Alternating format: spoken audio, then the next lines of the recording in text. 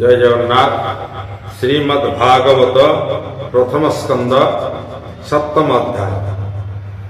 द्रौपदी देवी पंचसुत बध करन्ते द्रोणसुत जमन्ते दंडिले अर्जुन सप्तम अध्याये वर्णन।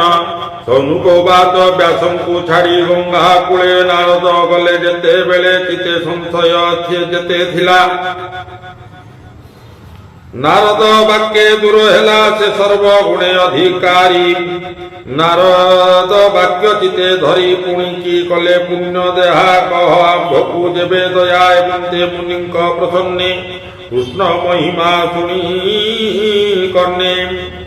सुत कहती दोष चिते मुनि जनक अग्रते सुतोवाच से ब्रह्म नदीर पश्चिमे आश्रम सम्याप्रास नामे तहि अशेष मुनिजन एणु अनेक यज्ञ स्थान। मध्ये बदरी नामे वन व्यासंक नियत आश्रम सेवने सरस्वती जड़े स्नान सारी प्रातः काले। विष्णु भक्ति चिंती मने मुनि बसिले जोग ध्याने निर्मल मने ध्यान करी। तक्षणे प्रभु नर हरि माया सहिते हेले दृश्य जे हरि पुराण पुरुष जे माया त्रिगुणे जड़ित जीव जहिरे होई ग्रस्त।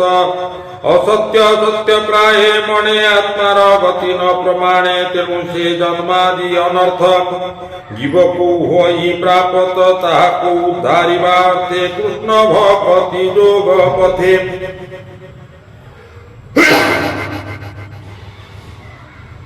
रचिले भागवत बाणी ए जीवत डरे तरे जहा शुणी।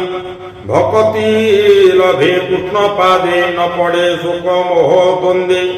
संहिता करी हरि बाणी सुख मुनि की पासे आणी। स्वभावे तंक निज सुत हरसे देले भागवत।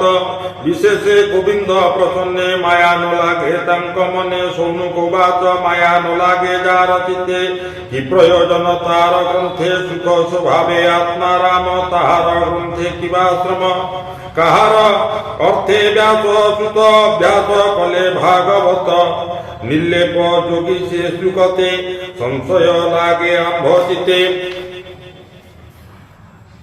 सुतोवाच स्वभावे मुनिंकर चित ग्रंथरे नुहई ग्रंथित तथापि अंकिंचन पणे। भक्ते भजन्ति गोविंद चरणे जेणु सकल भूते हरि परम आत्मा रूपे पुरी। तेणु भक्ति अति एके कहन्ति एक कुआरे के से सुख मुनि शुद्ध चेता। नित्य अभ्यासे हरि कथा भक्त जनंकर अर्थे ताहार श्रम भागवते एबे हो शुण विप्रजने। हरिचरित सावधाने भगत परीक्षित कथा। पांडु नंदनंकर व्यवस्था कुरु पांडव युद्ध अन्ते। वीरे गमिले वीरपथे भीम जे सने गदा बाजी। दुर्योधनर गुरु भाजी पलाई गला प्राण डरे लुचिला। व्यास सरोवरे एमंते होइला रजनी जड़े बालई भय घेनी।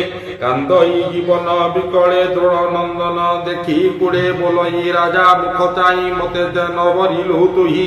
युद्धे सकल वीर मारी ए भूमि अपांडव करी तोते बसांती। राजकूले अखंड बनी मंडले शुणी बोलई नृपवर एबे हो अपांडव कर। एबे रचिली सेनापति फेड़तु मोहर दुर्गति। एमंत कही अंधबला ताहार हस्ते जल देला। द्रोण कुमार बेगे उठी धनु धइला। दृढ़ मुठी मंत्रिण नाराज बेसिला। पांडव शिविरे पड़िला।